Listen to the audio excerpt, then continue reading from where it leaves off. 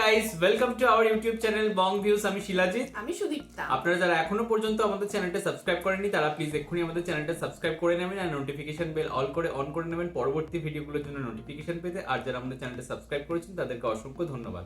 আর যদি ফেসবুক পেজে দেখে থাকেন তাহলে অবশ্যই পেজটাকে ফলো করে যাবেন আর পছন্দ হলে অবশ্যই ভিডিওগুলোকে লাইকও করবেন। নিয়ে এসেছি আজকের ভিডিও, যার টাইটেল হচ্ছে শায়েখ আহমদুল্লাহর পরামর্শ শুনে প্রধান উপদেষ্টা অবাক। আর চ্যানেল নেম হলো এমএস ইসলামিক জোন। তো এনার হচ্ছে ভিডিও আমরা 2-3 দিন আগেও এনেছিলাম, মাঝে মধ্যেই আনি। তো দেখে নেবো আজকে কি বক্তব্য। তো চলুন দেখে নিই। এনার ভিডিও আপনারা খুব পছন্দও করেন, তো দেখে নিই ভিডিওটা। আর ভিডিওটা যদি কপিরাইট ক্লেমের জন্য ব্লক হয়ে যায় তাহলে সম্পূর্ণ ভিডিওটা আপনারা আমাদের ফেসবুক বা ইনস্টাগ্রাম পেজে পেয়ে যাবেন। আর ফেসবুক বা ইনস্টাগ্রাম পেজের লিংক আপনারা আমাদের ডেসক্রিপশন বক্স বা ফার্স্ট পিন কমেন্ট থেকে পেয়ে যাবেন। তাহলে চলুন সবাই মিলে ভিডিওটাকে শুরু করি।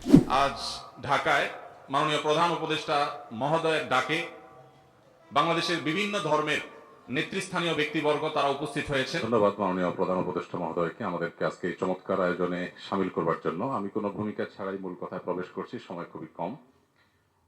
আমাদের এই ছোট্ট এবং ক্ষুদ্র বাংলাদেশে ছোট বড় অনেক সমস্যায় আমাদের আছে। আমাদের এখানে গ্রাম থেকে শহরে ভাই ভাই যে কলহ হয়, কোন্দল হয়, সেটা পৃথিবীর অনেক দেশে কিন্তু হয় না। এই বাস্তবতাকে আমরা মনে হয় কেউই অস্বীকার করতে পারবো না। আমাদের এখানে যে রাজনৈতিক কোন্দল হয়ে আসছে 50 বছর ধরে, পৃথিবীর অনেক দেশেই কিন্তু সেটি হয় না। আমাদের অন্য যত কলহ, কোন্দল, অসম্প্রীতি এ জাতীয় যে সকল বিষয় আছে যেগুলোর আমরা সবাই সমাপ্তি কামনা করি, সেগুলোর সাথে যদি আমাদের দেশের ধর্মীয় সম্প্রীতিকে আমি তুলনা করি, আমি এদেশের একজন নাগরিক হিসাবে আমি মনে করি যে আমাদের রাজনৈতিক কলহ, ব্যক্তিগত কলহ, পারিবারিক কলহের তুলনায় আমাদের দেশের ধর্মীয় কলহ উল্লেখ করবার মতো আছে বলে আমার কাছে মনে হয় না। অবশ্য এটি আমার মনে হওয়া না হওয়াতে কিছু আসে যায় না। এটি আমাদের সম্মানিত অন্য ধর্মাবলম্বী যে সমস্ত আমাদের বন্ধুরা আছেন, ভাইরা আছেন, শ্রদ্ধেয় ব্যক্তিবর্গ আছেন, তাদের আমার মনে হয় বলতে হবে। আমি শুধু এটুকু বলবো যে 5ই আগস্ট আমার ফেসবুক পেজে কয়েক মিলিয়ন ফলোয়ার্সকে লক্ষ্য করে আমি একাধিকবার লাইভে এসেছি, যেটা আমার দীর্ঘ 10-12 বছরের সোশ্যাল মিডিয়ার ইতিহাসে কখনো আসেনি। প্রত্যেকটি লাইভে আমি চেষ্টা করেছি এদেশের সর্বশ্রেণীর সাধারণ মুসলমান সহ অন্যান্য ধর্মাবলম্বীদেরকে শান্ত রাখবার আহ্বান করার জন্য। চট্টগ্রামে যখন আইনজীবী আলিফ হত্যাকাণ্ড ঘটলো, সাথে সাথে আমি আমার দায়িত্ব থেকে নিজে এবং অন্যান্য আলেম ওলামাদের সাথে কথা বলেছি। আমি যতটুকু জানি এখানে অনেক সিনিয়র ব্যক্তিবর্গ আছেন, ওলামা ইকরাম আছেন। এদেশে ওলামা ইকরাম সবসময় সম্প্রীতি এবং শান্তি বজায় রাখার জন্য তারা কাজ করে চলেছেন। এবং আমার জানা মতে ওলামা ইকরাম রিনাউন কোনো আলেম কখনো অন্য ধর্মাবলম্বীদের কোনো প্রকার শান্তি বিঘ্ন সৃষ্টি করার মতো কোনো কাজ, কোনো আহ্বান, কোনো উদ্যোগ তারা কখনো নিয়েছেন বলে আমার জানা নেই। পৃথিবীর অনেক দেশে যারা আমাদেরকে সকাল বিকাল নসিহত করেন, আমি তাদের প্রতি শ্রদ্ধা রেখে বলছি, সেখানে যেরকম আমরা দেখি দলে দলে মানুষ গিয়ে বিভিন্ন ধর্মাবলম্বীদের উপাসনালয়ে হামলা করে, আমাদের দেশে বিচ্ছিন্ন ঘটনা ঘটে না আমি তা বলবো না, তবে রিনাউন ওলামা ইকরাম অত্যন্ত দায়িত্বশীল এবং দায়িত্বশীলতার পরিচয় তারা দিয়ে থাকেন। আমার মনে হয় এই জিনিসটা আমাদের অব্যাহত গতিতে এগিয়ে নিয়ে যেতে হবে। আমি আমাদের অন্য ধর্মাবলম্বী যে বন্ধুরা আছেন, ভাইরা আছেন, তাদেরকে বলবো প্রপাগান্ডায় আমরা যেন কোনোভাবে কান না দেই। আপনারা যদি কখনো সমস্যা বোধ করেন, আমি ব্যক্তিগতভাবে বলতে পারি আমার কথা। 5ই আগস্টে একটি হিন্দু পরিবার একজন মেজরের মাধ্যমে আমার সাথে যোগাযোগ করেছিলেন। আমি আমার সাধ্য অনুযায়ী তাদের নিরাপত্তার জন্য আমাদের যে সমস্ত ভাই বন্ধু আছে তাদের দিয়ে খুলনার একটি জায়গায় আমি ব্যবস্থা করেছি। আমার মনে হয় বাংলাদেশের যত বড় মাদ্রাসা আছে এখানে সব নেতৃত্বশীল ওলামা ইকরাম আছেন।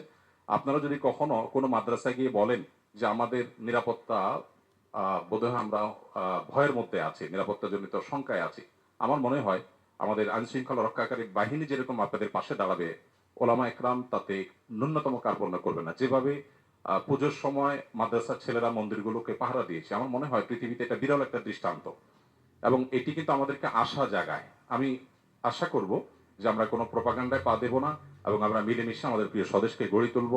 আমরা যে যে ধর্মে বিশ্বাসী হই না কেন, প্রিয় স্বদেশটা আমাদের সকলের। আমাদের স্বদেশে কোনো কালিমা লাগুক আমরা চাই না। আমরা সকলে সম্মিলিতভাবে ঐক্যবদ্ধ থাকতে চাই, ঐক্যবদ্ধ রাখতে চাই। আমরা যদি সবাই ঐক্যবদ্ধ থাকি তাহলে আমাদের দেশটি ভালো থাকবে, আমরা ভালো থাকবো। আমি আশা করছি আমাদের ঐক্যে কেউ চির ধরাতে পারবে না এবং এক্ষেত্রে আমাদের সীসাডালা প্রাচীরের মতো চলতে হবে। আমাদের কোনো সমস্যার জায়গা থাকলে অবশ্যই আপনারা বলবেন, আমরা সেই জায়গাটাকে সংশোধন করব। কিন্তু আমরা আমাদের প্রিয় স্বদেশকে সমৃদ্ধ দেখতে চাই, মাথা উঁচু করে দাঁড়াতে পারে সেরকম দেখতে চাই। আমাদের তরুণরা আমাদেরকে যে নতুন বাংলাদেশ এনে দিয়েছেন, স্যারের নেতৃত্বে যে নতুন বাংলাদেশ এগিয়ে যাচ্ছে, এই অগ্রযাত্রাকে কোনো শক্তি যেন থামাতে না পারে। আমার মনে হয় ধর্ম বর্ণ নির্বিশেষে আমাদের প্রত্যেকেরই ঐক্যবদ্ধ থাকার, ঐক্যের শপথ নেওয়ার সময় এখন সবচেয়ে গুরুত্বপূর্ণ। সে বিষয়টি আমি সবার নজরে এনে আমি আমার বক্তব্য শেষ করছি। ধন্যবাদ সবাই। এখানে আমরা শায়েক আহমদুল্লাহ স্যারের মূল্যবান বক্তব্য শুনতে পেলাম এবং তিনি যে কথাগুলো বলেন তার সাথে আমরা 100% সহমত পোষণ করেছি এবং সব থেকে ভালো লাগলো তার হচ্ছে শব্দ চয়ন, তার কথার মধ্যে ধীরতা, একটা কামনেস, একটা পোলাইটনেস এবং তার শব্দ চয়ন এবং ঠিক যে যে জায়গায় যে যে অ্যাপ্রোপ্রিয়েট ওয়ার্ডগুলো চুজ করার কথা এবং যেভাবে যে ভঙ্গিমায় বলার কথা অত একটা মানে প্রেস্টিজিয়াস একটা জায়গায়, তো তিনি ঠিক সেভাবেই বক্তব্যটা রেখেছেন এবং তিনি যে কথাগুলো বলেছেন সেগুলো 100% সঠিক। তার একটা পার্সোনালিটির একটা খুব ভালো জিনিস আমি দেখতে পেলাম এখানে, যে তিনি যে নিজে বক্তব্যটা রাখলেন তিনি কিন্তু এটা উল্লেখ করে দিলেন এটা আমার ব্যক্তিগত মতামত, এটা নাও হতে পারে এবং সেটা সেটা মানে এটা আমি আমার দিক থেকে বলছি আর বাকিটা সংখ্যালঘু ভাই বোনেরা যারা রয়েছেন বিশিষ্ট ব্যক্তি তারা বলবেন। একদমই তাই, মানে তিনি থুপে দিলেন না তার বক্তব্যটা, একদমই এবং প্রত্যেকের যে দৃষ্টিভঙ্গির ইন্ডিভিজুয়াল একটা ইম্পর্টেন্স আছে সেটাও তিনি বলতে চাইলেন।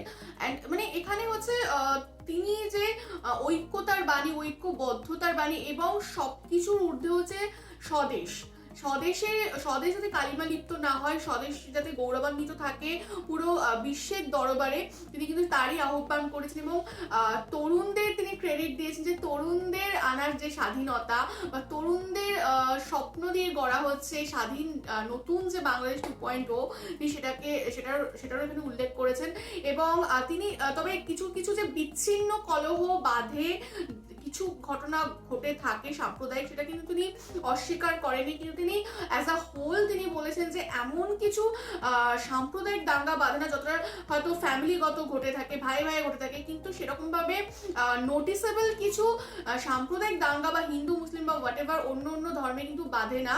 তো এটা একটা পজিটিভ দিক, কিন্তু হয়তো কিছু প্রোপাগান্ডা বা কিছু এমন জিনিস চলছে যার জন্য সেটাকে ট্রিগার করা হচ্ছে অ্যান্ড ওয়ার্ল্ডের কাছে এইটাই মেসেজ যাচ্ছে যে বাংলাদেশে অমুক মানুষ দাঙ্গা বাঁধাচ্ছে বা সংখ্যালঘুদের উপর অত্যাচার ঘটছে, কিন্তু সেই সমস্ত কিছু কান না দিয়ে সবাই যাতে ঐক্যবদ্ধভাবে থাকে তিনি তারই আহ্বান জানিয়েছেন। সেখানে আমাদের রিপাবলিক মিডিয়ার মানে অনেকটা হাত থাকে প্রোপাগান্ডা ছড়ানোর, মানে এটা নো ডাউট মানে মানতেই হবে। আর তারপরে আরেকটা জিনিস যেটা দেখলাম যে হ্যাঁ সত্যি এটা তো বটেই যে যা রটে তার কিছুটা হলেও ঘটে, তো সেখানে মানে একটু হলেও হয়তো এমন কিছু ঘটেছে, না হলে এই মানে ধোঁয়াতে এই ব্যাপারটা উঠবে না। তো যাই হোক, কিন্তু তার যে দায়িত্বশীল মন্তব্য এখানে দেখতে পেলাম তো সেটা খুব ভালো লাগলো এবং আমরা সত্যিকারের জানি যে দুর্গাপুজোর সময় যেভাবে বা স্বাধীনতা 2.0 পরে যেভাবে মন্দিরগুলো মাদ্রাসার মানুষেরা বা মুসলিমরা যেভাবে পাহারা দিয়েছিল রাত জেগে যাতে কমিউনাল হারমোনি যেটা রয়েছে সেই সময় কিছু মানে নষ্ট না হয়, আবারও কিছু ফেক জিনিস ছড়িয়েছিল, আবারও দাঙ্গা বাঁধানোর চেষ্টা করেছিল, পুরনো হয়তো অন্য কোনো ক্লিপ জুড়ে তো আমরা কিন্তু সেটা নিয়েও ভিডিও করেছিলাম এবং আমরা পুরো একদম কলাম করে দেখিয়ে দিয়েছিলাম যে এটা এরকম দেখানো হচ্ছে, এটা এরকম দেখানো হচ্ছে, এবার আপনারাই বলুন কোনটা ঠিক কোনটা ভুল। এবং যে ক্লিপিংস গুলো ছিল যেভাবে মাদ্রাসা ছাত্ররা হচ্ছে মন্দির পাহারা দিচ্ছে সেগুলো নিয়েও কিন্তু আমরা সেপারেট ভিডিও করেছিলাম, তো সেটা আমরা নিজেরাও জানি যে এরকম ঘটনা ঘটেছে এবং আমরা এটাও তুলে ধরেছিলাম আমাদের মানে একটা দায়িত্বশীল চ্যানেল হিসাবে যে কিছু ফেক নিউজ আমাদের ইন্ডিয়ান মিডিয়াতে ঘুরছে এবং তারা সেটাকে দেখাচ্ছে বর্তমান সময় হিসাবে, বাট সেটা নয়, এগুলো পুরনো এই সময়কার ক্লিপ। তো